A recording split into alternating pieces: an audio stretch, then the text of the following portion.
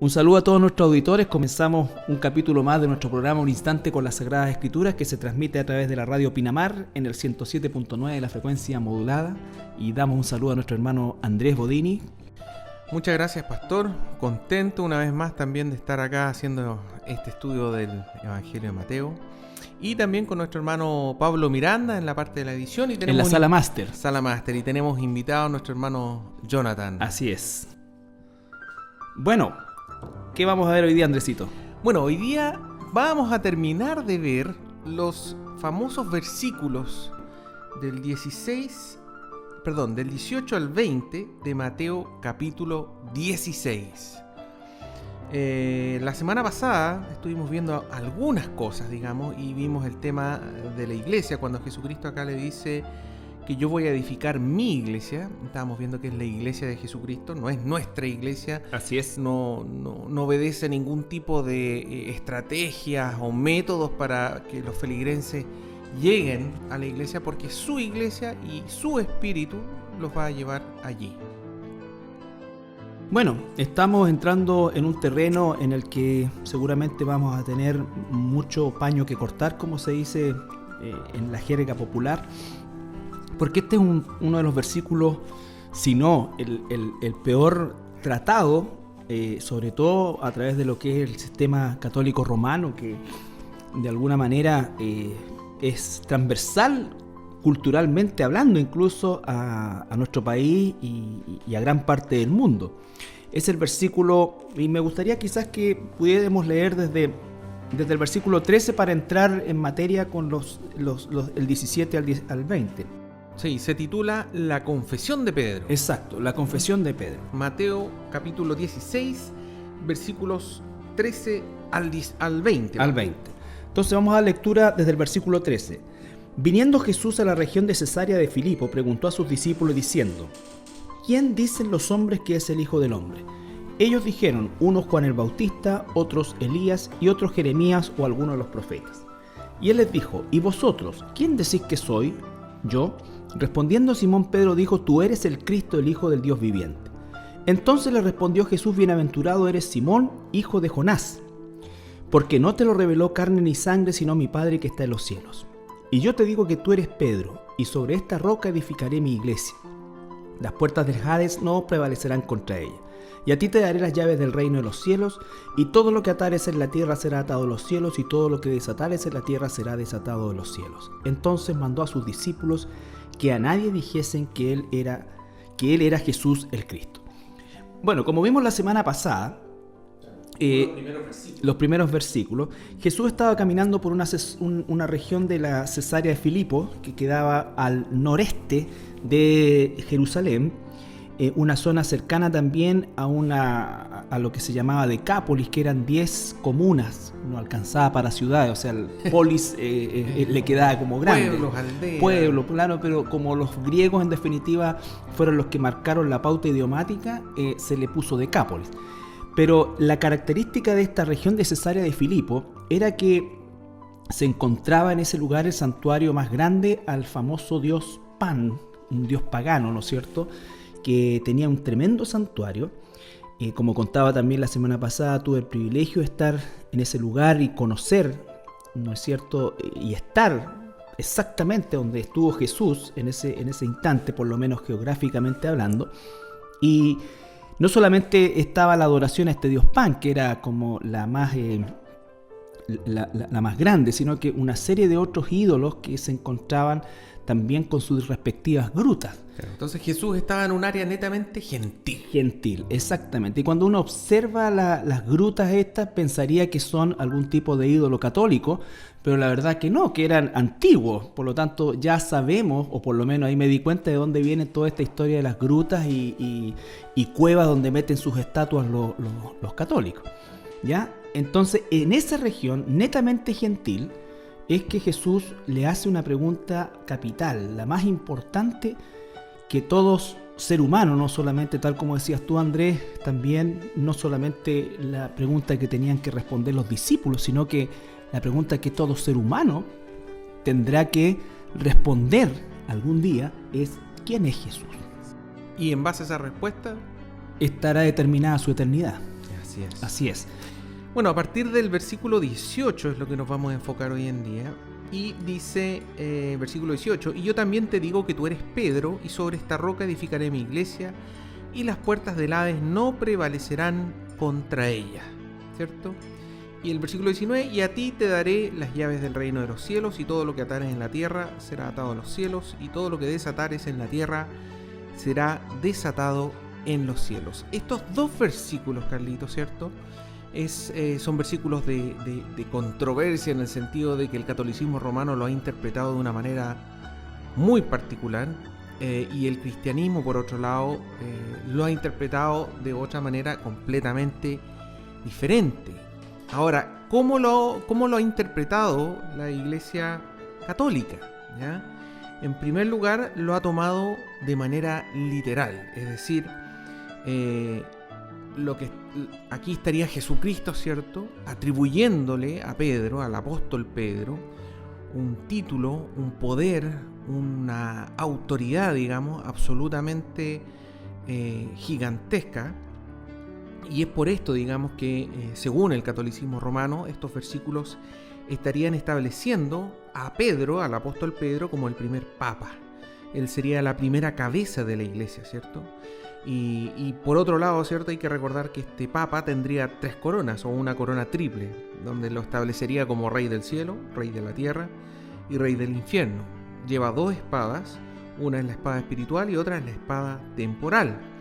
Supuestamente Dios le estaría dando a Pedro el primer lugar de honor y la jurisdicción del gobierno de toda la iglesia, de todo el universo, ¿cierto? Y ese lugar y ese poder también es heredado a los sucesores de Pedro, de San Pedro, que específicamente son los obispos, ¿cierto?, que van ocupando ese lugar. Por lo tanto, y esto es lo que establece también la doctrina católica, ¿cierto?, para ser un verdadero cristiano se debe tener una comunión completa con el Papa de Roma, donde Pedro aún gobierna, digamos, como persona a través de su sucesor, ¿cierto? Y esta persona, este título de Papa, digamos, tendría varias características. Una de ellas que nunca se equivoca, no comete errores. Y cuando habla de manera ex cátedra, que todos hemos escuchado eso en algún momento u otro, cuando habla ex cátedra, habla, según nuevamente, esto es netamente doctrina católica, hablaría con la misma autoridad de la Biblia. Y ese sería el sistema papal, digamos. Ahora, es como harto para sacar de 2 versículos, ¿no, Carlito? Bueno, en primer lugar, nosotros vemos que la interpretación romana, más que una interpretación, es torcer la escritura en función de una doctrina completamente antibíblica. Todo lo que tú dijiste que pertenece al catecismo romano es algo que se ha ido construyendo a lo largo de todos los siglos de dominación del catolicismo, pero esto comenzó a gestarse como tal a partir del quinto siglo, del siglo V después de Cristo. Por lo tanto, estamos hablando que la visión de un papa o este tipo de autoridades que se derivan supuestamente de estos pasajes no es algo ni siquiera que lo vivió la iglesia primitiva, ni tampoco lo vivió la iglesia perseguida antes de que Constantino realizara entre comillas, la unificación del cristianismo y la legalización del cristianismo. Ahí comenzaron los problemas del cristianismo, porque el cristianismo verdadero fue mezclado, ¿no es cierto?, con el origen, digamos, con la visión de emperador que venía de Roma. Y no olvidemos que el título, o uno de los títulos, por ejemplo, que se adjudica a Constantino al momento de coronarse como emperador, como Dios, como Papa y como todo, es Pontificis Maximus, que significa el puente, que es uno de los títulos, ¿no es cierto?, exclusivo o único que tienen los hombres para llegar a Dios. Entonces, un intermediario y el único, ¿no es cierto? Entonces, todo esto es, la verdad que es una sucesión de de doctrina no bíblica, y diríamos más que doctrina de invención, con el propósito de empoderar a un personaje que finalmente a lo largo de los siglos se demostraría efectivamente que ese empoderamiento tenía un propósito bien determinado, que era justamente ejercer un dominio tal sobre el mundo. Reyes, todos tenían que estar sujetos a este poder. Por lo tanto, no tiene nada que ver ni con la historia de Pedro, ni con la historia del cristianismo bíblico, ni con nada que nosotros podamos encontrar un paralelo en la historia de la iglesia durante los primeros 4 o 5 siglos. Sí, y que hay muchos escritos además. Debemos recordar de que, por ejemplo, supongamos de que no quedase ninguna copia del Nuevo Testamento, 0 copia del Nuevo Testamento, si nosotros solamente recopiláramos las cartas que habían entre los primeros padres de la iglesia, es decir, los distintos pastores, obispos, ancianos que había en cada una de estas ciudades y que se escribían de un lado a otro, digamos, nosotros solamente en base a las cartas podríamos reconstituir entre el 95 y el 99% del Nuevo Testamento. Es decir, eso nos confirma, digamos, cuáles eran los libros que ellos usaban, cuáles eran las cartas que ellos se pasaban, copias de unos a otros, digamos, y por lo tanto hay mucho material. Eso demuestra que hay una gran cantidad de material escrito que nos demuestra cuál era la doctrina de estas primeras hermanos, digamos. Exacto. Bueno, hay cosas que no nombraste que son importantes de entender y de ver que a lo largo de los siglos se han producido tantas contradicciones. Ya vamos a entrar al tema de Petro, Petras, piedra, roca, Claro. Para desglosar en el idioma original, porque el catolicismo romano saca, y perdona que no use la palabra iglesia, pero no lo es, toman estos 2 pasajes y los sacan completamente de su contexto, ¿no es cierto? Y lo alejan completamente del resto, no solamente del capítulo, sino que del Evangelio. Claro, lo que pasa es que si uno lo toma literalmente, Carlito, ¿cierto? Uno podría decir, ya, entonces a Pedro se le dieron las llaves del reino de los cielos. O sea, él puede tomar la decisión de ver quién entra, quién sale, y dice, todo lo que atares será atado en los cielos y lo que desatares. Entonces Pedro también tiene la facultad de poder prohibir algo, permitir algo, perdonar algo, no perdonar algo, digamos. Entonces, si uno lo toma literalmente, uno podría decir, chuta, este es un gran poder que se le ha entregado a Pedro. Si uno lo toma literalmente. Claro. Ahora, sí. Aparte de esa literalidad, Y aún que fuera así, que es, ¿no es cierto?, según el texto, ¿dónde es que esto no tiene ninguna cabida? Es la sucesión apostólica. Porque Pedro no deja a nadie. Exactamente, sí, ese es el tema. O sea, uno podría tomar esto literalmente, pero el catolicismo romano fue mucho más allá porque le empezó a agregar todas estas cosas que yo dije al principio, es decir, que hay una sucesión. Y entonces este concepto de la sucesión apostólica es absolutamente nefasto. No nos olvidemos que el último apóstol en morir es el apóstol Juan. Y el apóstol Juan muere más o menos 30 años después, ¿no es cierto?, de que está escrito el Evangelio. Por lo tanto, no hay en ningún momento, ni siquiera Juan deja a alguien como sucesor suyo, teniendo, entre otros, a estos padres de la iglesia cristiana como Policarpo, ¿no es cierto?, que fueron discípulos del apóstol Juan, pero no existe este concepto de sucesión apostólica y aparece, saltamos del último apóstol al Papa, y en el Papa se usa el don apostólico supuestamente, y además se sucede como una tradición. Entonces, pero ese sería en el caso, porque uno, como vuelvo a insistir, o sea, uno podría entender, por ejemplo, que alguien lo tomó literalmente, ¿ya? Pero terminaría en Pedro. Pero, claro, pero aquí no, pues aquí le agregan y le agregan y le agregan. Entonces, ahora el tema, por ejemplo, de lo que tú dices, me estaba refiriendo a eso. De todos los papas que han existido en la historia, el tema que tú trataste de la infalibilidad, que era un aspecto que los hacía realmente ejercer un dominio despótico sobre el mundo. Intocable de todo punto de vista.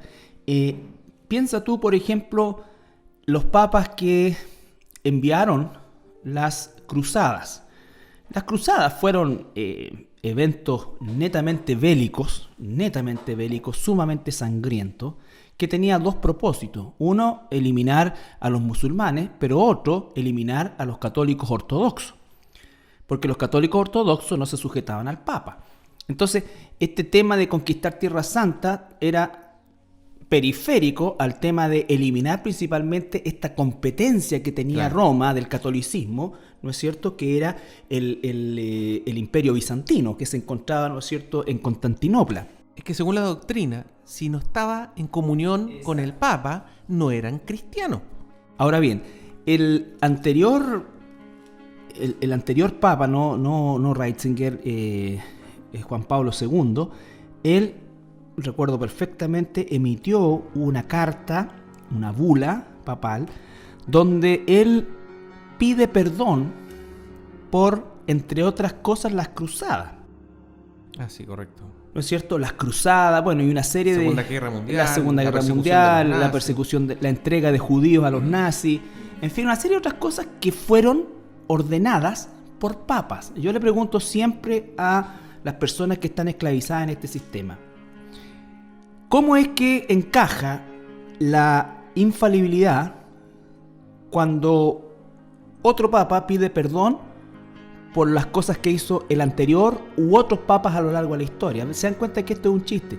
Tenemos entonces a Juan Pablo II después, que dice que la evolución es compatible con la Biblia, y tenemos después a Ratzinger, que dice que la evolución es un mito.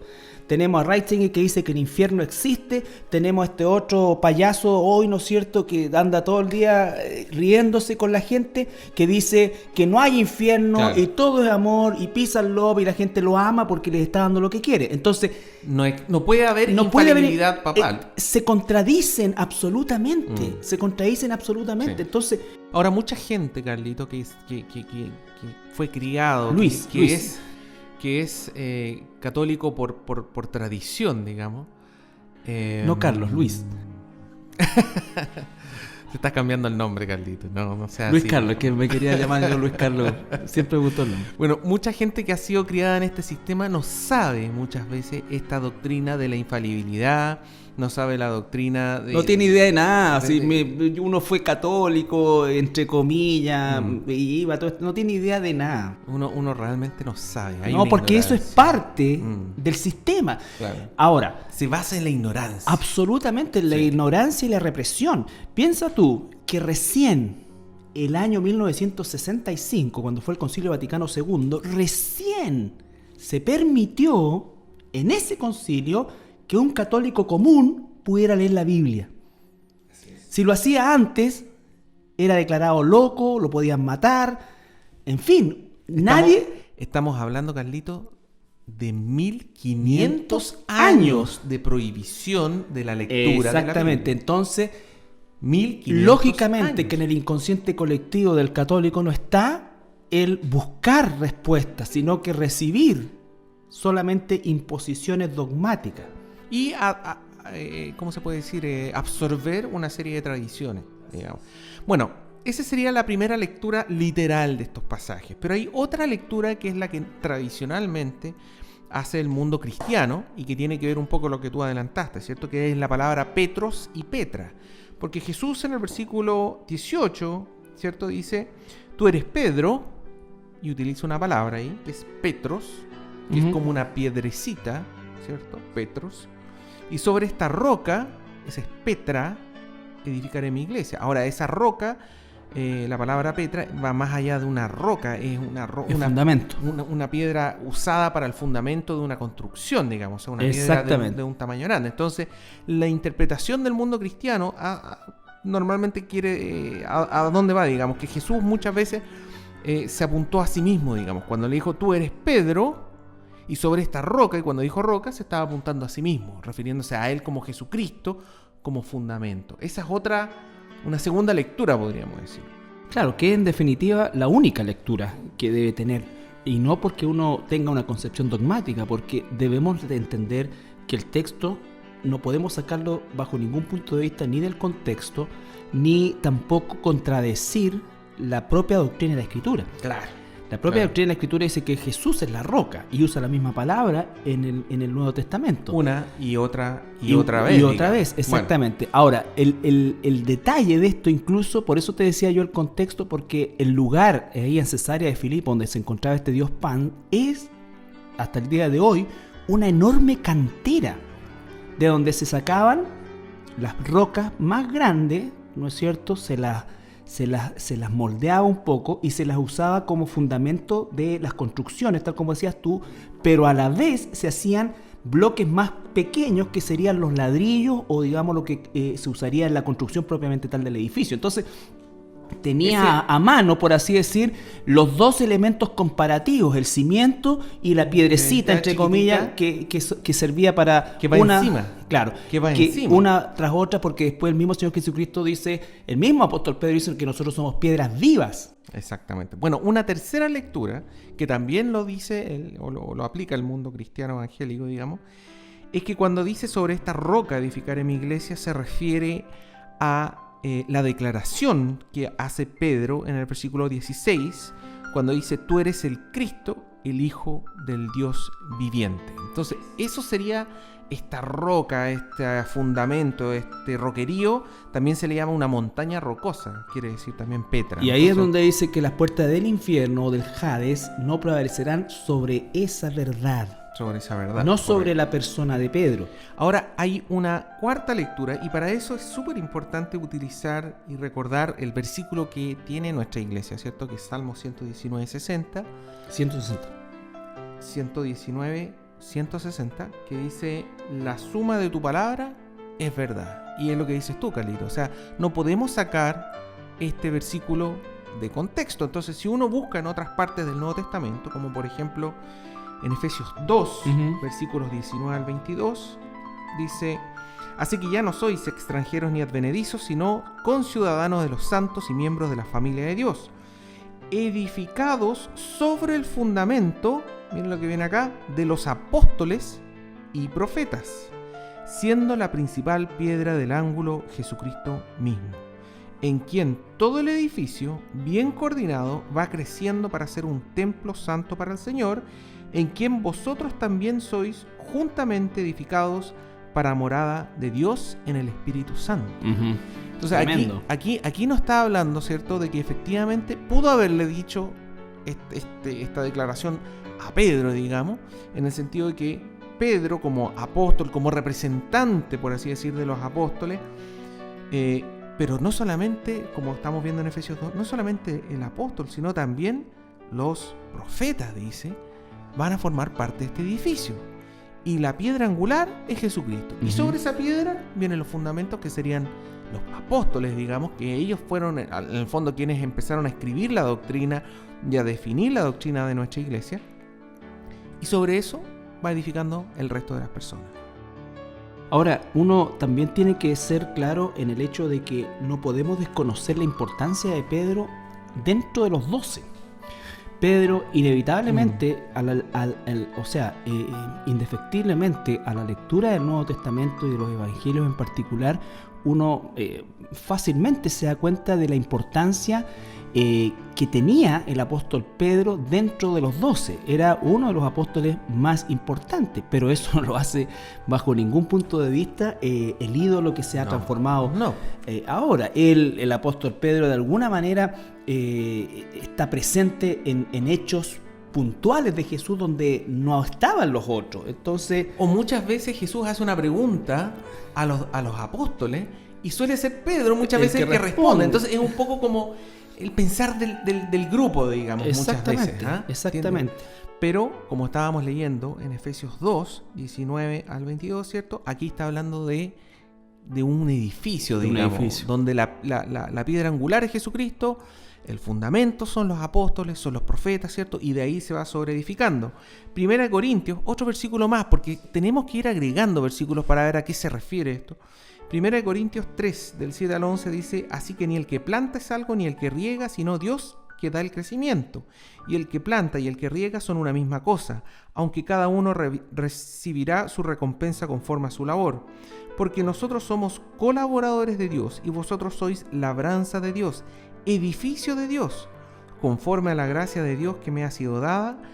Yo, como perito arquitecto, puse el fundamento y otro edifica encima, pero cada uno mire cómo sobreedifica, porque nadie puede poner otro fundamento que el que está puesto, el cual es Jesucristo. Entonces, aquí vemos un poco esta idea de la iglesia como un edificio, digamos, y en este edificio está Jesucristo como piedra angular, como fundamento, ¿cierto? Sobre eso los apóstoles, los profetas, dice, pero también la iglesia en el fondo. Cada hermano, lo que está diciendo el apóstol Pablo acá, cada hermano que forma parte de una iglesia va sobre edificando lo que edificaron los hermanos anteriores, digamos. Exacto, el fundamento de la roca que es Jesucristo, en esta analogía que hace con un edificio, que hace con un cuerpo donde Cristo es la cabeza, que hace con un matrimonio donde Cristo es el esposo. Entonces, todo eso es fundamental de entenderlo a la luz de una doctrina completa, no solamente decir, por ejemplo, que Pedro es el que está esperando a la gente en el cielo con las llaves,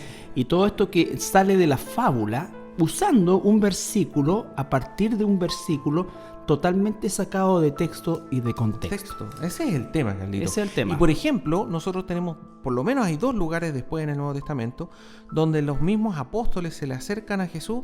Por ejemplo, hay uno donde la mamá de 2 apóstoles se le acerca y le pide que uno se siente a la derecha y otro a la izquierda. Pero entonces, ¿cómo? Si ya había quedado claro que Pedro estaba a cargo de toda la iglesia, ¿o no? Sí. Por algo le dice. Después otro se le acerca, otro apóstol le pregunta, bueno, ¿y cuál es el más grande en el reino de los cielos? A ver, ¿de qué estamos hablando? Si esto hubiera sido esa declaración, como la interpretación literal, no habrían hecho esas preguntas porque estaría todo muy, muy clarito. Muy claro. Bueno, vamos a una breve pausa musical y regresamos hablando sobre esto de las puertas del Hades. Bien, estamos de regreso después de nuestra pausa musical y vamos a ver ahora este tema acerca, de lo que es el versículo 18. Quisiera yo hacer no un cierre, sino que una reflexión al respecto en cuanto a que la Biblia no se contradice, por lo tanto nosotros no podemos dar interpretaciones antojadizas, como tomar el hecho de que Pedro es todo lo que el catolicismo romano dice, porque dice, bienaventurado, versículo 17, bienaventurado eres tú, Simón, hijo de Jonás, porque no te lo reveló carne ni sangre, sino mi Padre que está en los cielos. Simón, hijo de Jonás, era el nombre de Pedro, que nosotros lo conocemos como Pedro, pero yo te digo que tú eres Pedro, y sobre esta roca edificaré mi iglesia, y las puertas del Hades no prevalecerán contra ella. Las puertas del Hades no prevalecerán sobre ella. Cuando uno sigue leyendo el mismo capítulo, ¿no es cierto? Ah, sí, correcto. Un poco más sigue adelante. leyendo el mismo capítulo, avanzando un par de versículos más allá. Fíjense, voy a leer del versículo 21 al 23, del mismo capítulo 16. O sea, temporalmente, al tiro prácticamente. Al tiro, claro. Desde entonces comenzó Jesús a declarar a sus discípulos que le era necesario ir a Jerusalén y padecer mucho los ancianos y los principales sacerdotes y de los escribas y ser muerto y resucitar al tercer día. Es decir, estaba dando la minuta del plan que venía en los próximos meses. Debo morir y resucitar.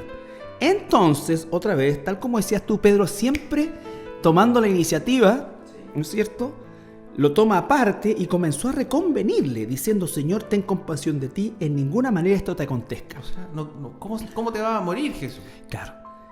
Pero él, Jesús, volviéndose, dijo a Pedro, quítate de delante de mí, Satanás.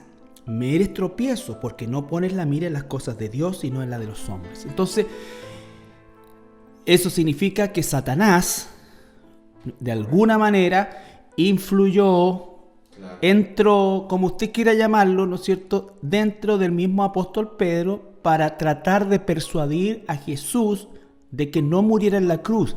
¿Por qué? Porque Satanás, ni siquiera Pedro, en ese entonces Pedro no lograban procesar este conocimiento.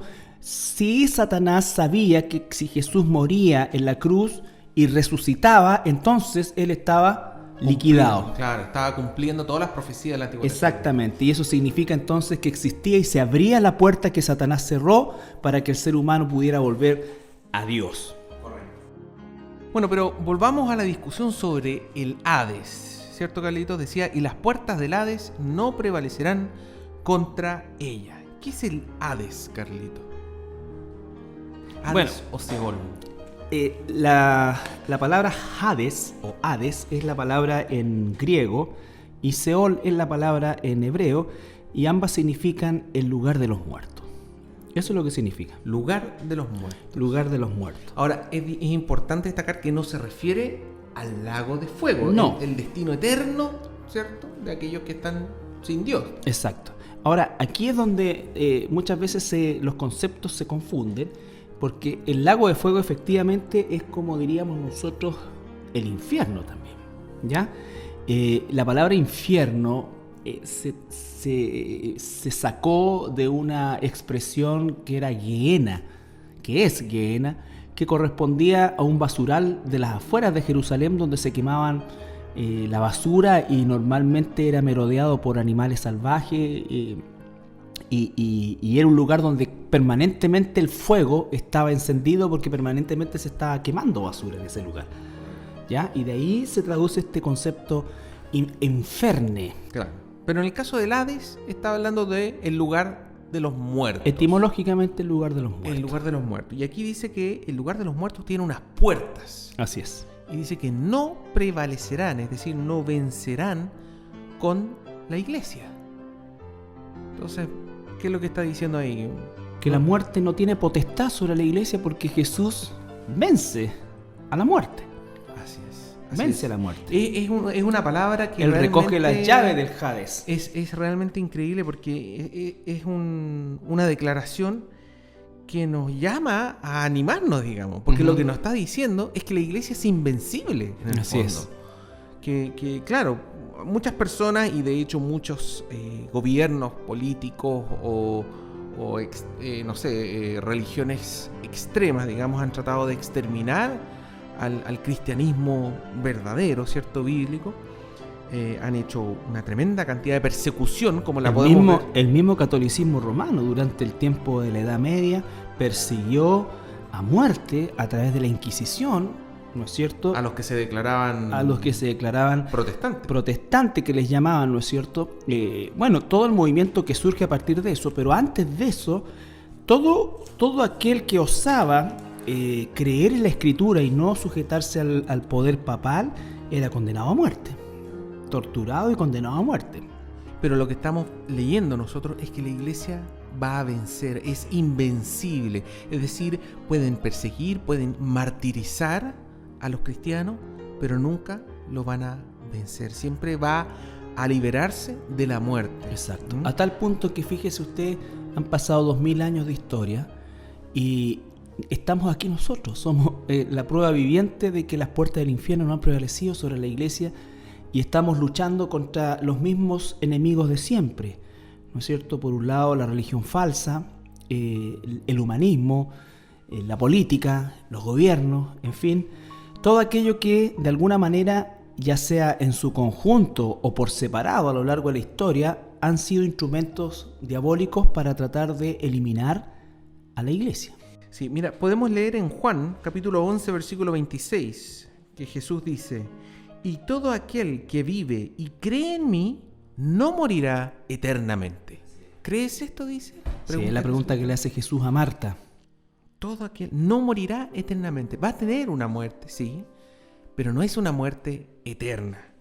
Juan 14, 19 dice también Jesucristo: todavía un poco y el mundo no me verá más, pero vosotros me veréis, porque yo vivo, vosotros también viviréis. En el fondo, por medio de la resurrección de Jesucristo, ¿cierto? Nosotros tenemos la misma esperanza de que un día vamos a resucitar con Él. Por eso la iglesia no va a morir eternamente. Y en ese sentido, las llaves de la muerte, las llaves del sepulcro, ¿cierto?, no van a vencer a la iglesia.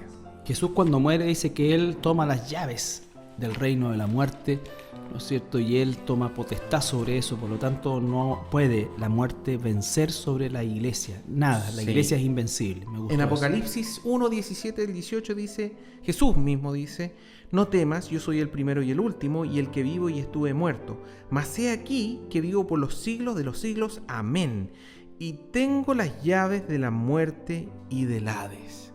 Nuevamente, Jesucristo diciendo que Él es quien tiene las llaves de la muerte y del Hades. Entonces, aquí vamos un poco en el otro en el otro versículo dice, a ti te daré las llaves del reino de los cielos.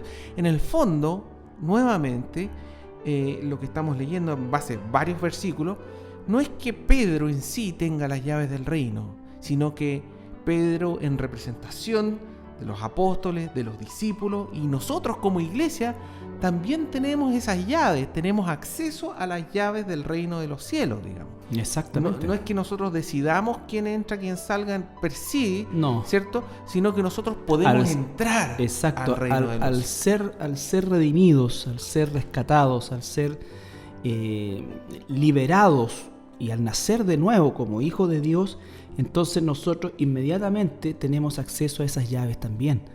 Y entramos al reino de... Por eso es que también dice el mismo Evangelio de Juan en el capítulo 17, cuando Jesús está en esa larga oración de intercesión por, no solamente por los apóstoles, sino que dice, y por todos los que van a creer por la palabra de ellos, usándolo a ellos como los primeros representantes que expandirían como este fundamento. Este fundamento, sí, exacto. Sí. Y es por eso que nosotros podemos decir, tal cual como lo dijo el apóstol Pablo, y lo encuentro espectacular. 1 Corintios 15, versículos 55 al 57. Pablo dice, ¿dónde está, oh muerte, tu aguijón?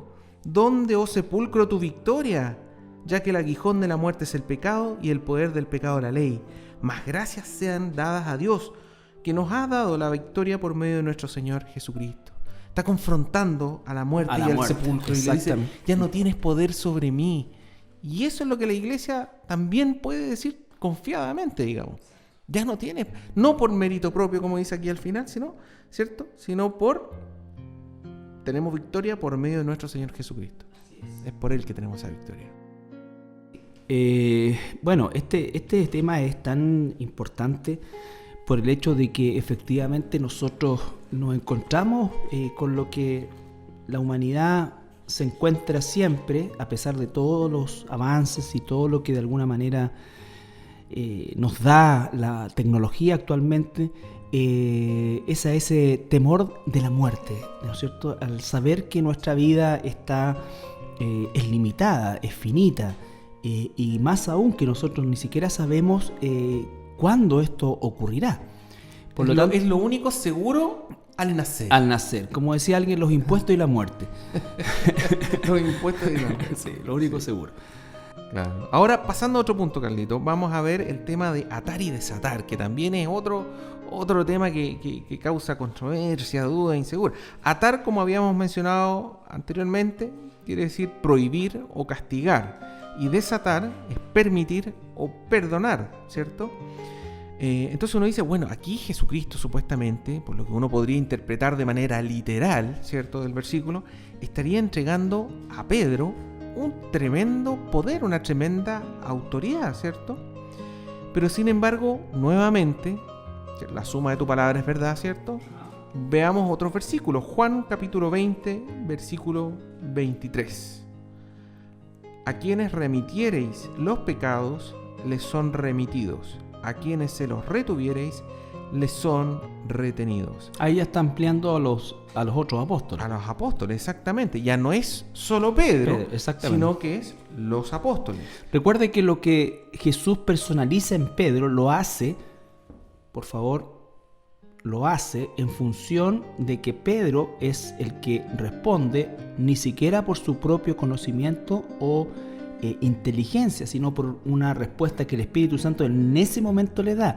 ¿Por qué? Porque los otros respondieron mal. Dijeron uno de Juan el Bautista. Entonces por eso es que de alguna manera se personifica la respuesta de Jesús en Pedro, pero no lo hace exclusivo bajo ningún punto de vista a Pedro. Claro, porque lo que leímos en Juan 20, 23 se lo está diciendo a los otros apóstoles. Pero en Mateo 18, versículos 17 y 18 va más allá, porque Jesús les dice y le habla sobre el perdón a los hermanos, que uno tiene que acercársele y confrontarlo primero de manera personal, sino traer a un testigo, ¿cierto? Y después el versículo 17 dice, si no los oyeres a ellos, dilo a la iglesia. Aquí lo está abriendo ya a nivel de la iglesia. Y si no oyera a la iglesia, tenle por gentil y publicano. De cierto os digo que todo lo que atéis en la tierra será atado en el cielo, y todo lo que desatéis en la tierra será desatado en el cielo. Entonces aquí ya no estamos hablando ni de Pedro, ni de los apóstoles. Estamos hablando de toda la iglesia. Este poder de atar y desatar de permitir y prohibir, ¿cierto? De perdonar y no perdonar, está abriéndose a toda la iglesia. Entonces uno dice, bueno, pero ¿y cómo acaso la iglesia va a tener ese poder? ¿Tiene el poder la iglesia de prohibir o permitir, digamos? Y claro que lo podemos, tenemos ese poder, pero tenemos ese poder en la medida que nosotros conozcamos la Escritura. O sea, todo lo que necesitamos para saber qué se puede hacer o no se puede hacer, lo tenemos a través de la Escritura. Lo que pasa es que, bueno, uno también tiene que ir a la tradición rabínica. La tradición rabínica usaba este término de atar y desatar en función de la predicación de los profetas, sobre todo. Los profetas, por ejemplo, cuando ellos hablaban palabra de Dios, al hablar la palabra de Dios, están convergiendo ambas cosas, el atar y el desatar, ¿no es cierto? Atar, dice en los cielos, desatar, ¿ya? Significa que la predicación de la palabra de Dios tiene la autoridad de abrir o cerrar la puerta de los cielos a las personas. Nosotros solamente somos el instrumento. Los rabinos aplicaban esto, ¿no es cierto?, a la lectura de la Torá, haciendo alusión justamente al poder que tenían los profetas de predicar la palabra de Dios, y por supuesto aquellos que obedecían la palabra de Dios, era el concepto de permitido, y los que desobedecían entonces entraban en el concepto de estar en el campo de lo prohibido. El atar y desatar, que tiene que ver con permitir o prohibir, tiene una norma, que es la Biblia. Y por eso, Carlito, es tan importante leer la Biblia. Exactamente. Porque lo que nos está diciendo esto es que esta autoridad, porque es una verdadera autoridad absoluta, de poder permitir, prohibir, perdonar, no perdonar, digamos, es la Biblia. Y si yo no conozco la Biblia, yo no tengo autoridad. La autoridad no está delegada en un hombre, estaba delegada en la iglesia. La iglesia está constituida por piedras vivas y el fundamento de la iglesia es la Biblia. Es la Biblia. Por supuesto que es el Señor Jesucristo, todo lo que dice, pero no puedo separar la Biblia de Jesucristo. No somos bibliólatras, somos cristianos. El cristianismo es inconcebible sin la Biblia. Correcto. Entonces, ese es el tema. Básicamente, haciendo un leve resumen, Carlito, ¿cierto?, podríamos decir de que esta declaración que Jesucristo le hace al apóstol Pedro, versículos 18 y 19, se la hace a Pedro, pero se la hace a Pedro en representación de los apóstoles, lo que leímos nosotros también, ¿cierto?, en representación de los profetas, en representación de los discípulos, en representación de la iglesia hoy en día. Claro, o sea, por supuesto que en el contexto inmediato esa declaración recae sobre Pedro por lo mismo. Jesús hace una pregunta abierta: ¿quién dice la gente que soy? Y el único que responde, inspirado por el Espíritu Santo, claro. No, vuelvo a insistir, no estaba en Pedro esa respuesta. Esa respuesta fue puesta por el Espíritu Santo en Pedro, claro. Y entonces, en función de esa respuesta, Jesús personifica en Pedro algo que no sería exclusivo para él, sino que estaría en función de la iglesia. La iglesia. Y ese es otro tema más que uno tiene que... Por eso uno tiene que leer la Escritura. Por eso es que dice que las puertas del Hades no prevalecerán sobre la iglesia, no sobre Pedro. Claro. Ahí no personifica, ahí la hace extensiva. La iglesia. Exactamente. Claro. Es la iglesia el cuerpo de Cristo, no es Pedro, no es una persona en particular. Es la iglesia quien tiene estas llaves del reino de los cielos. Así es. Que va a poder entrar. Y en función de la palabra de Dios es lo que significa el permitir y el no permitir. Claro. Y todo esto va a ocurrir una vez que Jesús muera y resucite. Exacto. Y justamente lo que tú estabas leyendo, adelantándonos un poco lo que va a venir después, ¿cierto? Que Jesús lo estaba animando básicamente para lo que iba a venir después. Así es. Vamos a ir a la segunda pausa musical y al regreso continuamos con nuestro programa. Bueno, llegamos al final de nuestro estudio el día de hoy. La verdad que ha sido intenso. Y hay mucho más que pudiésemos decir, pero realmente esperamos en el Señor que lo que usted hoy día ha aprendido de la Biblia lo medite. Si es un hijo de Dios, tenga aún mayor claridad de la importancia, como decía mi hermano Andrés, de escudriñar la Escritura, porque ahí está la capacidad de este atar y desatar, por así decirlo, ¿no es cierto? Que muchas veces se hace tan místico, pero que es sumamente práctico, porque el estándar está puesto por la Escritura. Y si no, es un hijo de Dios, si no es un cristiano bíblico, entonces que realmente clame al Señor para que el Espíritu Santo produzca en usted ese arrepentimiento para salvación. Le agradecemos de todo corazón su sintonía y nos despedimos, Andrés. Sí, lo invitamos como siempre a visitar nuestra página web en www.iglesiacristiana La Serena. Ahí podrá escuchar, incluso podrá descargar las alabanzas que escuchó en estos cortes musicales, y también va a poder escuchar la totalidad de este estudio de Mateo hasta ahora. Hasta ahora. Así es. Que el Señor le bendiga. Muchas bendiciones.